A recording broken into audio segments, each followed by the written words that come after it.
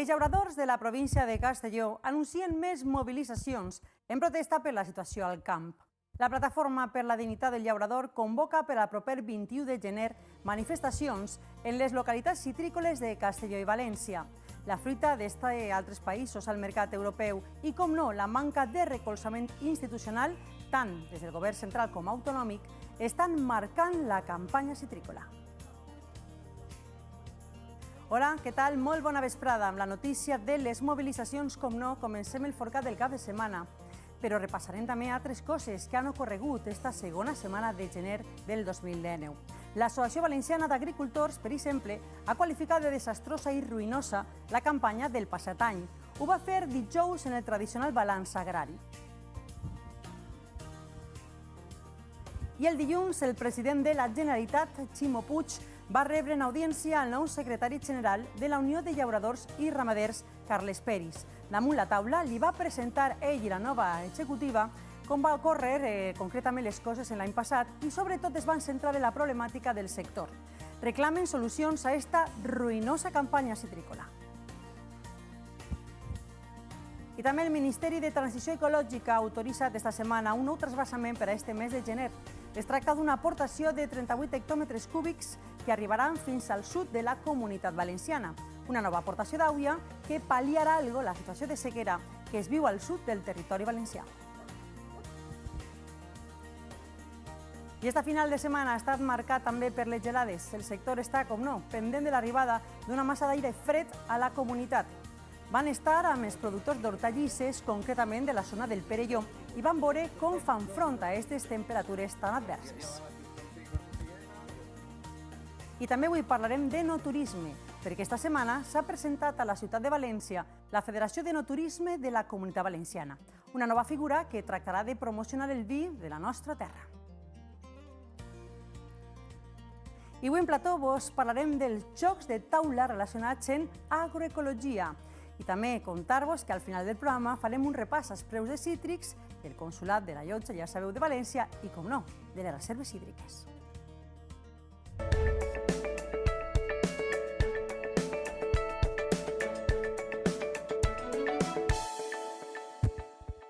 Els llauradors de la província de Castelló, com avançàvem, anuncien més protestes per la situació del camp. La fruita que venen d'altres països, d'altres zones del món, al mercat europeu i la manca de suport institucional per part tant del govern central com de l'autonòmic estan marcant i molt la campanya castellonenca. La Plataforma per la Dignitat del Llaurador ha convocat manifestacions a totes les localitats citrícoles el proper 21 de gener a les 8 de la vesprada per a defensar la greu situació que pateixen els agricultors. La situació és insostenible i entre molts punts demanen l'aplicació de la clàusula de salvaguarda. La gota que ha colmat el got ha sigut l'acord firmat per Europa i Sud-àfrica en la que han deixat entrar de forma sense ningún tipus de problemes ni d'arancelaris ni de controls fitosanitaris, totalment lliure i en totalment desavantatge per a l'agricultor, la taronja de països tercers, entre ells Sud-àfrica. Es realitzaran manifestacions a més de 30 pobles de tot el litoral mediterrani on cada ajuntament decidirà el seu recorregut. Els llauradors ja han passat de la ràbia a la decepció per tota esta problemàtica. I és que, com veuen, tota la collita es queda a l'arbre. Alguns llauradors trien l'opció de tirar les taronges en terra per a que l'any que ve puguen fer el seu fruit. D'esta manera, amb esta problemàtica, es llança a perdre una campanya sencera. Les taronges no arriben a vendre's perquè el fruit de Sud-àfrica és abans i, per tant, les línies estan plenes. S'ha arribat a un punt realment greu, ja que molts llauradors volen tallar els arbres i això vol dir que els empresaris hauran de tancar les portes. El món citrícola demana solucions. Entenem que és el govern espanyol perquè no va fer la força suficient com a soci per a demanar a Europa el que realment necessitem i és que ens defenga i a Europa, per supost, perquè al final és el que ha firmat l'acord en aquests països. Els llauradors necessiten una defensa per a que els camps no es llancen a perdre. D'esta manera convoquen a que la ciutadania s'alci en peu i puguen reclamar aquestes injustícies. L'Associació Valenciana d'Agricultors ha fet balanç agrari de l'any 2018. Ho va fer dijous en la seva seu d'Ava. Un any que ha estat marcat, diguérem, per la entrada de plagues i per les pèrdues milionàries en la campanya citrícola. jo el qualifique l'any de desastrós i de ruïnós. Així és com el president de l'Associació Valenciana d'Agricultors, Cristóbal Aguado, defineix l'any que acabem de deixar darrere. Un 2018 que ha estat marcat per les inclemències meteorològiques on el granís i les pluges han provocat danys en el camp i on a més s'han vist afectades algunes infraestructures. I això se suma a la mala campanya citrícola que enguany estan patint els citricultors. A partir del mes de maig, quan començava la fruita a finals d'abril, d'estiu i de primavera, i m'emprengué la campanya agrària de tots els cultius, doncs la desil·lusió va ser la tònica general i ha generat aquesta situació de desastre perquè la climatologia ha fet autèntics desastres i ruïnós perquè els preus són per plorar. El sector demana mesures per a contrarrestar els pèrdues, encara que sols s'han posat en marxa la retirada de 50.000 tones de cítrics. Van emprendre esta setmana a retirar, com podeu imaginar, ja se n'han perdut moltíssimes i possiblement se nota el benefici pels que no ho necessiten. Un any marcat pels majors costos en la producció i les males dades que rep el llaurador. Això ha propiciat un abandonament de les terres. 1 de cada 5 hectàrees de cultiu en València està abandonat. I pese a això, València té un potencial agrari que no abaixa. O sigui, algo millora, pese a la mitja d'edat tan alta i la falta de jóvens, la capacitat productiva de llauradors valencians. Diuen que és necessari que els polítics escolten els problemes del sector. Des de l'associació també alerten que l'agricultura mediterrània està patint cada volta més l'augment de les plagues. Els ports són col·laors autèntics. Cada país té un sistema de control.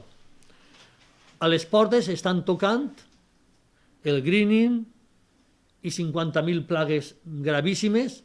Encara així, des de l'Associació Valenciana d'Agricultors diuen que el nostre territori continua sent una terra d'oportunitats. Esperen que este 2019 siga millor que el que acabem de deixar. I el dilluns, el president de la Generalitat, Ximo Puig, va rebre en audiència el nou secretari general de la Unió de Llauradors i Ramaders, Carles Peris, i damunt la taula li va presentar també la nova executiva que va eixir el passat novembre del 2018 i la problemàtica del sector. Reclamen moltes coses, però evidentment i ante tot solucions a la ruïnosa campanya citrícola.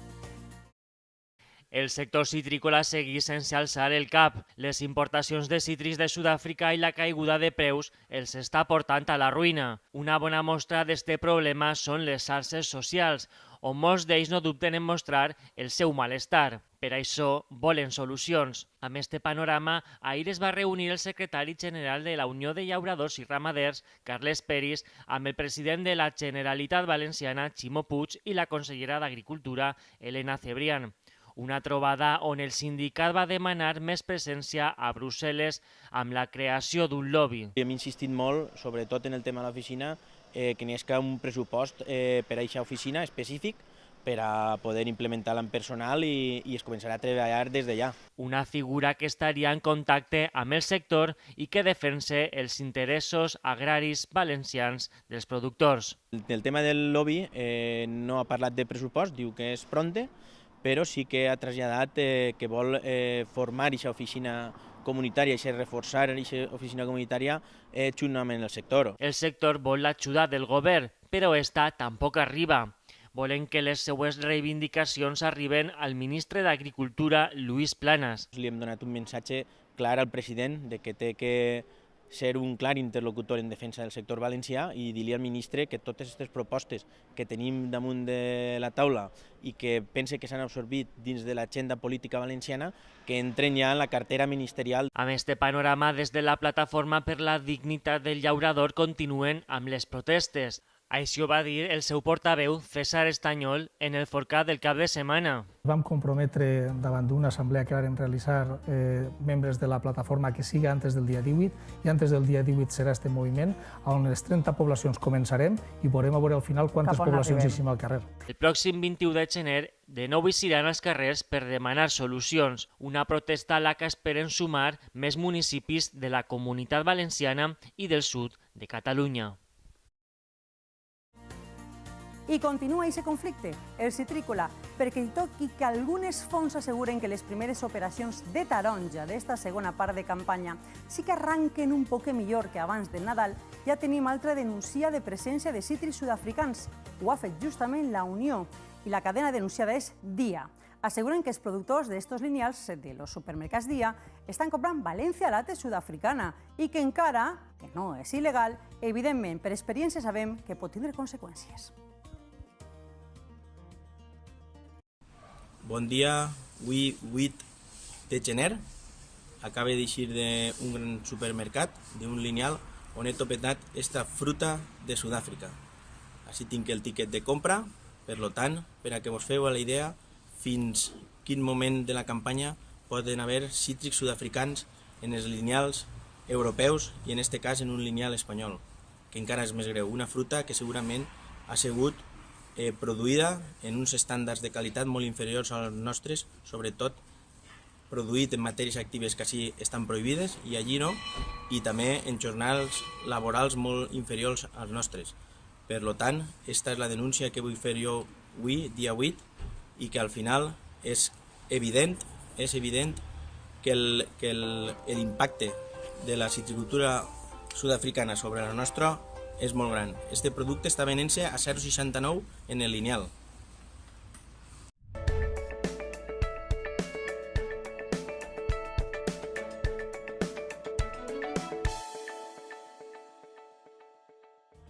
I com no el fred, els llauradors estan, com sempre, pendents del cel i de les gelades. L'arribada d'una massa d'aire fred a la Comunitat Valenciana ens manté i hi ha preocupació. Les zones de la costa podrien arribar a enregistrar gelades que podrien afectar, com és normal, els cultius de la zona, i això és perillós. Juan Vicente és llaurador del Perelló. Prepara el seu camp de cara a les gelades d'estos propers dies.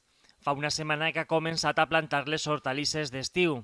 Estes que veuen són les tomateres que en uns mesos donaran els primers fruits. Està preocupat per si baixen molt les temperatures i les gelades fan malbé les plantacions. Intentem nosaltres ficar una manta tèrmica, intentar ficar algunes mesures que pugues sempre que no baixe massa la temperatura, perquè si baixa són coses que no pots evitar-ho. De fet, a partir de demà una massa d'aire freda i continental afectarà la Comunitat Valenciana. S'espera que les temperatures puguen fregar els 0 graus a nivell de la mar.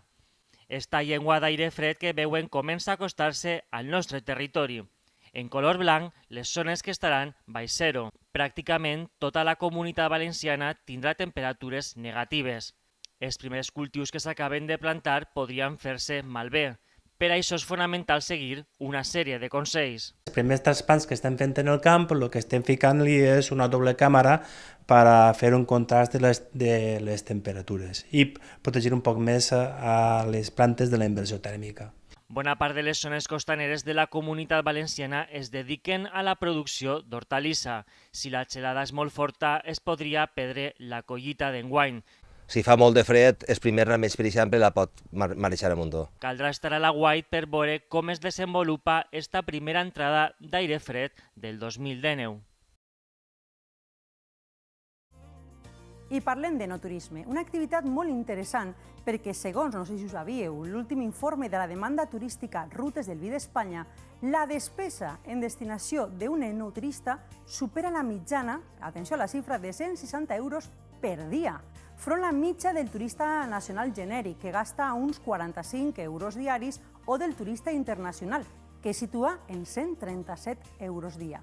Les Rutes del Vi ho tenen clar i han signat amb Turisme un conveni per a crear la Federació d'Enoturisme de la Comunitat Valenciana.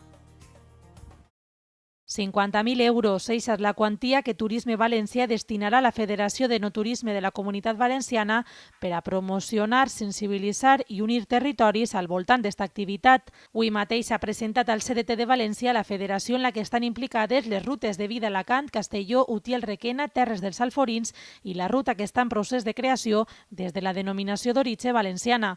La presentació ha estat presidida per Pepe Xisbert, actual director general de Turisme, qui ha destacat que l'enoturisme té més que un pes específic a la nostra comunitat. El producte de l'enoturisme ajuda, contribueix molt a la desestacionalització, a la complementarietat de productes turístics, també a la vertebració del territori i al desenvolupament de moltes zones de l'interior que, a més, tenen aquest potencial i que poden tindre també, diríem, un futur en el propi turisme, un futur en el no turisme concretament, i un futur que ajude a diferents sectors i actors d'aquest territori lligats a aquest producte turístic. La nova Federació de No Turisme de la Comunitat Valenciana está presidida por la representante de la Ruta del Vida Alacant, Mercedes Menor. Hemos conseguido reunir las distintas rutas de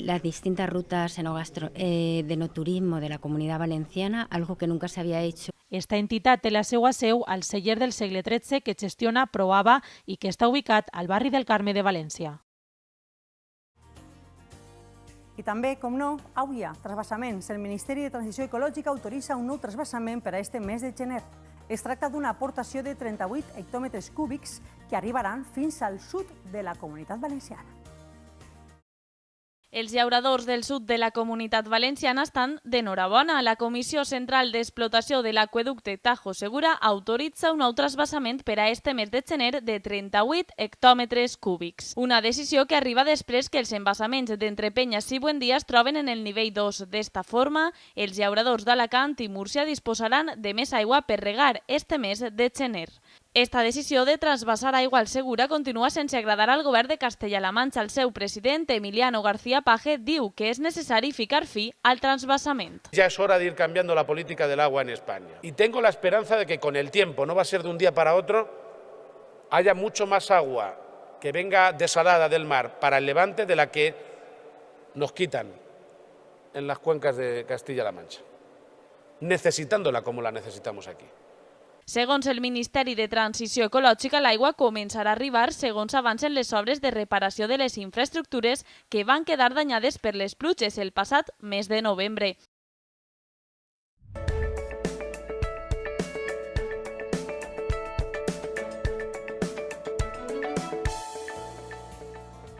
Espai per a entrevista com totes les setmanes. Ja vegeu què és això. Ara vos ho explicaran i vos ho mostraran. I és que educar sempre és la clau, i ho diria que en tots els sectors i en el nostre també. Des de la Unió de Llauradors i Ramaders ho tenen claríssim i han llançat un projecte, una plataforma que es diu Agroviva, i dins d'ella una sèrie de materials educatius com este, dels que avui van a parlar-nos la responsable de projectes educatius de la Unió, ja és Belén Albero. Hola, benvinguda. Moltes gràcies. I un dels seus tècnics, que és qui ens ensenyarà el joc, tinc entès. Hola, Ivan Cavaller. Cavallero, no? Cavaller. Benvingut també. Bueno, això és preciós, i ara li mostrarem als forcaters el que conté. Jo te tinc que dir ja que jo no passaria les proves del joc, que jo ja puc veure-lo i és més complicat del que sembla, però és un projecte molt bonic que partís d'aquesta iniciativa de la plataforma. Entonces, a mi primer m'agradaria ubicar. Quan naix la plataforma Agroviva? Agroviva naix, la idea sorgeix fa molt de temps, perquè pensem que l'agricultura en la societat on estem ara hi ha un desconeixement per part de l'alumnat d'on venen les coses i de com s'elaboren els productes, i vam pensar que en les escoles havien d'enfocar aquests projectes per ensenyar. I quan és això? Quan s'adoneu de la importància? Jo crec que la Unió sempre està sensibilitzada en aquest tema, però ja quan digueu, ara sí, anem a donar-li forma en una plataforma. És de veres que ara han eixit moltes propostes des de la Conselleria d'Agricultura, que sí que ha invertit en projectes per a ensenyar a l'alumnat d'on venen les coses. Aleshores, hem pensat que esta era l'oportunitat per a poder llançar aquests productes, perquè al fi i al cap és una elaboració molt costosa i molt gran que des d'una organització costa fer-ho soles, vaja. Ara m'ho contaràs exactament tot el procés. I què més coses fa? Perquè fa aquest material, però lògicament Agroviva no només farà aquest tipus de coses. Agroviva és una plataforma que hem creat per a oferir, per una banda, materials educatius, però per altra banda informar sobre el món de l'agroecologia, sobre el món de la protecció del medi ambient, en quant a jornades, a activitats, a formació, a cursos, tot relacionat amb l'agroecologia, que la gent puga entrar en la plataforma, puga informar-se i puga formar-se també. Agroecologia. Agroecologia. I aquest matís és important, no és únicament agro, és agroecologia. I en aquest sentit, Ivan, crec que això té molt d'ecològic. tot i ser un joc. Sí, el joc té molt d'ecològic, és una maleta. Dins d'aquesta maleta n'hi ha 6 jocs. Són jocs adaptats per als xiquets de primària, van des de 6 fins als 12 anys i l'alumnat se pot adaptar també a cadascú a la seva forma d'entendre el joc. És de veres que va d'ecologia, però també va d'alimentació sostenible i de proximitat, sobretot. O sigui, què conté? I ara anirem destapant i advertint també que obrirem pantalla per a que puguem així mostrar, perquè crec que n'hi ha una sèrie de jocs interns, teniu fitxes, o sigui que és complex tot el que hi ha dins, eh? Sí, la maleta conté 6 jocs. Un dels jocs és el joc de sentits. És algo tan senzill com ficar llegums o herbes o qualsevol tipus de fruita o verdura o un trosset de fruita o verdura dins d'un saquet que siga negre o que siga opac i que nosaltres en les mans, les nenes i les mans podem tocar. Com una prova, a veure què és. A veure què és i podem endevinar què és, a veure si reconeixem, per exemple, la textura o la forma d'un cigró, sense veure-ho. Curiós. I una vegada sapiem què és un cigró, saber què es fa en aquest cigró. És un dels jocs. Quants té? És un dels jocs, són 6. 6? 6 jocs. Tenim el joc de sentits, tenim el joc de l'encertes, que és un trivial. Són trivial, són sobre preguntes sobre coses que es poden i no es poden fer en l'agricultura i la ramaderia ecològica. Tenim un joc... No hi haurà molta trampa, no? Que és per als xiquets. No n'hi ha molta trampa. Està tot molt adaptat per a xiquets i xiquetes de 6 a 12 anys. N'hi ha un joc que és la taronja corredora, que és el joc com l'estrella, no? És un joc que són 49 caselles i que tens que anar passant unes fitxes i un dado. Com a l'oca? Es pareix a l'oca. Té caselles de penalització. Quan caus en una casella on utilitzes ceres o utilitzes alguna que no està autoritzat en l'agricultura ecològica, tens de tirar enrere. També tens caselles de bonificació. Quan fas alguna que està bé en l'agricultura ecològica pots avançar. Molt bé. Sobretot és educatiu i jugant també es pot aprendre. Doncs tu ves apropant-te i així anem també traient-lo i anem mostrant el que consideres més interessant per a mostrar. I mentrestant, a quants col·legis, Belén, anirà o està ja? No sé si ja el teniu repartit. Ens hem adreçat a 1.375 escoles per a repartir la maleta, a més també d'associacions i organitzacions relacionades amb l'agroecologia, amb el respecte al medi ambient, amb l'alimentació i també als medis de comunicació que pensem que sou molt importants per a que aquesta feina, clar, es doni a conèixer el treball. I què te diuen en les escoles? Què vos diuen? Estem esperant, perquè també una proposta de la plataforma és que les escoles puguen dir mitjançant també les xarxes socials, que les tenim en la plataforma, puguen comunicar-nos i puguen dir-nos què els pareix este material, si es pot canviar, perquè totes les suggerències són benvingudes per a poder millorar-ho. Quants s'han editat? Quantes caixetes d'agrojocs n'hi ha en aquests moments? Perquè suposo que també anireu a demanda, no? En aquesta primera edició s'han fet 760 maletes, i esperem que tant centres com organitzacions ens sol·liciten per a poder fer una segona edició. I que hi ha que fer, si estan interessats ara, ens estan veient escoles... No sé si en títol individual se pot o té que ser només a través d'escola. No sé si teniu alguna opció o alguna possibilitat d'aconseguir-lo fora d'escola o de moment no. En principi estava enfocat per a centres educatius i organitzacions relacionades amb, com hem dit, amb el medi ambient i l'alimentació, però en principi obrim per a que la gent pugui sol·licitar-la. Poden entrar a la plataforma Agroviva. N'hi ha també formularis de contacte, no obstant, n'hi ha un correu electrònic on poden escriure'ns i sol·licitar-nos. És que em sembla molt interessant. I a veure, demostra-nos alguna cosa, jugueu vosaltres, que jo no tinc ni idea. Este joc que us estem mostrant així se diu l'estació menú. Anem a intentar que el vegin els telespectadors. El format és este, sí, el format és este, és com un puzzle. Sí, és un puzzle. I després el que es fa és que en les estacions de l'any, les diferents estacions de l'any, diferents tipus de menjar. Vale. El fiquem damunt la taula, tal com està, i en un puzzle i comencem a jugar. I després també tenim diverses opcions. Per exemple, així tenim una sopa de puigero i cigrons, així tindríem una manera de remolatge i espinacs. I podem anar mesclant Podem anar canviant i mesclant. L'objectiu és conèixer els diferents tipus d'aliments i en diferents tipus de temporades. Molt important. Que no tots els aliments estan en totes les temporades. No, és que jo crec que falta aquest tipus de coneixement, eh? Encara que és de temporada de cada moment. Encara que ara estem molt acostumats a tindre de tot durant tot l'any, però sí que és de veres que no tots els aliments estan en totes les estacions de l'any. A més, una cosa que és molt també de tradició i d'història nostra és que s'utilitzaven menjars que, per exemple, a l'hivern ens donaven calor i aliments a l'estiu que ens refreden el cos. Vull dir que hem també jugat... juga en aquesta regla. Tu notes quan necessites vitamines, que arriba el calor, és quan te donen els fruits, ese sucre, la natura ho té clar, eh? Nosaltres no tant, però... Nosaltres no tant, però... I utilitzant també això aprenem molt bé. Receptes tradicionals valencianes. Molt bé, si vestit veient, per exemple, anem a mostrar-li que esta és una de les meves favorites. La paella, i fica carxofa, faves, garrofó, arròs, pollastre, conill, o sigui, tots els ingredients que hem du per a que el xiquet també vaig deprenent un poc els ingredients de cada recepta tradicional. Este ja el tenim clar. Alguna altra cosa així curiosa? Sí, mira, per exemple, en la mateixa línia de... Si vols apuntar alguna cosa, Belén, que tu coneixes bé un poc... De les temporades també tenim este tauler, que és un tauler que és en quina temporada va. Anda, i ahí tens que anar ficant-li... I tenim una baralla de cartes que tenim així. Pots. Jo suspendria. Tu s'aniries ficant esta, pues ara, que és de tardor o d'hivern. Repartir les cartes entre els jugadors i que anem ficant en primavera, estiu, tardor o hivern. Un poc com és la baralla, que tenim ahí tot tipus de fruites i verdures, esteu veient-les. Un apunt important així és, primer, que l'alumnat o qui treballa hauria d'endevinar de què es tracta. I a més hem volgut incloure també el vocabulari en valencià, en castellà i en anglès, per a que es pugui jugar amb les tres llengües, per a que s'utilitzi... I lo de l'anglès per què?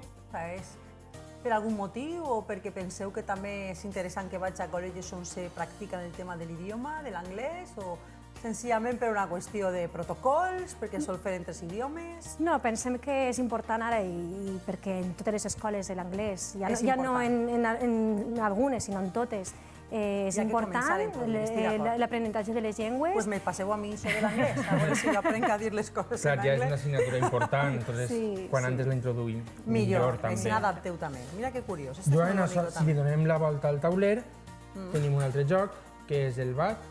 Prepara el teu batut de temporada. Entonces ahí fiques els ingredients per un batut que siga de temporada. Exacte. En això el que volem dir que no només hi ha sucs de poma, pera i pinya. Es poden fer sucs de moltes altres coses. I en verdures, en fruites. I en verdures, en fruites, en espècies. Tenim moltes coses per a fer sucs. Les mateixes cartes. Que també aniràs ficant les... Molt bé. Cadascú se fa el seu bat.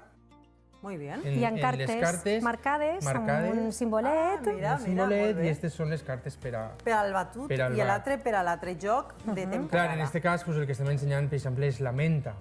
No sé si vaig en menta, però jo no he vist mai en venta al supermercat. Però n'hi haurà que provar. Però n'hi haurà que provar. Això és el que intentem que es proven. En punt de sabor ja he vist de coses, quan estava, he vist de coses molt interessants, eh? Algun altre, per exemple? Parlem ara, per exemple, de l'encertes, que són les preguntes que estàvem parlant abans. I a més és que és bonico, és atractiu. És atractiu el joc. Està tot fet en material de reciclatge, no? Tots els productes estan fets en material que ve de fibres de fruites i de verdures, reciclable i reciclat, amb tintes naturals, no contaminants, i també una cosa important és que s'ha fet en empreses valencianes. Tant l'empresa d'il·lustració i maquetació és valenciana i la impremta també. Molt bé. A veure, agarra una, a veure quin te toca. Belén, a veure quina te toca a tu. Per a tu. Per a tu. A veure, jo vaig agarrar esta. Jo les gallines.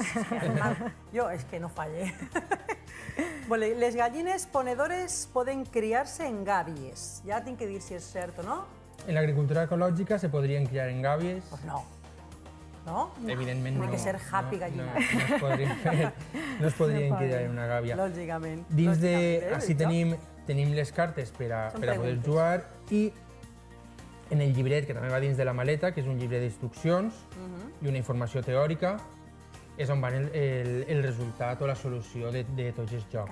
Molt bé. O sigui que això serveix no és per anar ficant damunt, sinó per a tindre totes les respostes. Té totes les respostes i també té una mena de llibre i un recolzament teòric. Ahí està tot, no? Lo de la imatge de la piràmide dels aliments, i està ple d'informació, de taules, estic veient, amb dades. Hem cregut important no només ficar les instruccions dels jocs i les solucions, sinó que hi hagi un recolzament teòric, perquè potser no tot el professorat té informació sobre aquests temes, i pensem que és important que... Jo t'he dit que jo vaig aprendre molt, i porto uns quants anys en això, però me pareix de veres molt, molt interessant. I esta és l'última. I esta ja és l'últim, que és com l'estrella de... La taronja corredora. És la taronja corredora. És un joc, com hem parlat abans, són 49 caselles... Però esto què va? En fitxes? Te ho ensenyo. També diu... Ah, perfecte, així, tac, tac. Muy bien. En este cas també les fitxes són de fècula, de creïlla, són biodegradables. De creïlla, molt bé. Vegeu, algunes? Hi ha 6 jugadors, i el dado, clar, de fusta, també. Molt bé, i a jugar. Se tira i a jugar. Pues ara nos quedem nosaltres jugant, no? El que primer arribi al 49, jo, mira, ha tret un 6. Jo soc guanyadora. A veure què te dic, Sabor Belén. A ella li serà un 10. No està, no? No. Era broma. Ai, que se cau. Se cau. Mira, un 6 també. Bueno, molt interessant de veres. Recordem, per favor, les xarxes i el correu, perquè la gent pugui escriure-vos si està interessada. Me pareix una iniciativa preciosa. La plataforma, la web és agroviva.org,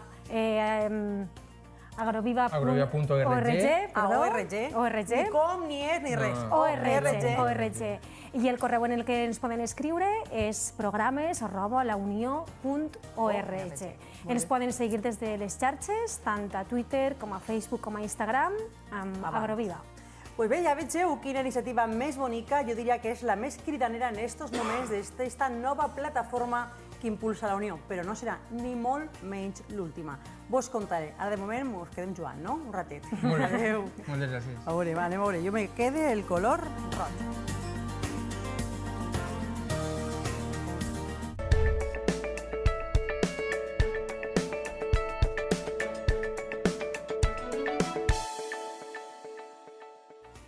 I com totes les setmanes, vos oferim els preus del consolat de la llotja de Cítrics. Segons se'ns asseguren des d'eixa font, la setmana ha començat prou tranquil·la, sí, podríem dir això. Tot i que hi ha alguna activitat que les setmanes anteriors no estaven detectant-se, com per exemple després de l'acabament de festes. Ara mateix estan collint i comprant Clement Vila i altres híbrids. També han començat la cotització lleugera, però algo n'hi ha, de varietat clementina, hernandines, tango, nadorcot i hortanique. I pel que fa a la resta de preus, esta setmana trobem, repassem ràpidament, canvis en els arrossos, el blat d'importació, l'ordi 2 carreres i l'avena blanca. Han cotitzat a l'alça les otges de baixa i alta proteïna, les farines de girassol o la polpa seca de remolatge. El garrofí ha cotitzat a la baixa, mentre que les ametlles estan fent a l'alça. I les dades de reserves, important. Esta setmana tenim la conca del Xúquer al 35%, mentre que la del Segura està 10 punts més baixa, un 25%. Pel que fa a la reserva estatal, a tot el país tenim una acumulada de 54,8%.